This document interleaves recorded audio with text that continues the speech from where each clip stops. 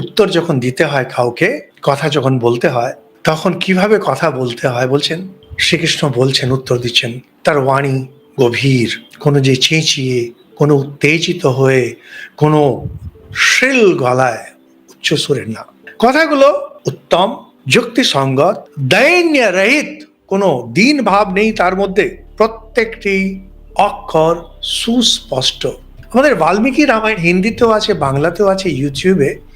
ওকে দেখবে মহাবীর হনুমানের সঙ্গে যখন শ্রীরামচন্দ্রের প্রথম দেখা হয়, মহাবীর হনুমান কথা যখন বলছেন, শ্রীরামচন্দ্র খুব সুন্দর হালকা করে লক্ষ্মণকে বলছেন, দেখো এর কথাগুলো কিরকম সুন্দর শব্দ, উচ্চারণ স্পষ্ট, না আছে কোনো তাড়াহুড়ো, না আছে খুব বেশি ধীরে, ইত্যাদি ইত্যাদি। বলছেন যে রাজার এরকম দূত, সেই রাজা তো সব কাজ সফল হবেই। শ্রীকৃষ্ণ দূত, তিনি কথা বলছেন গভীর সুরে, কোনো দৈন্য ভাব নেই, তার মধ্যে যে কোনো একটা ঔদ্ধত ভাব তাও নেই, যুক্তিসঙ্গত, স্পষ্ট।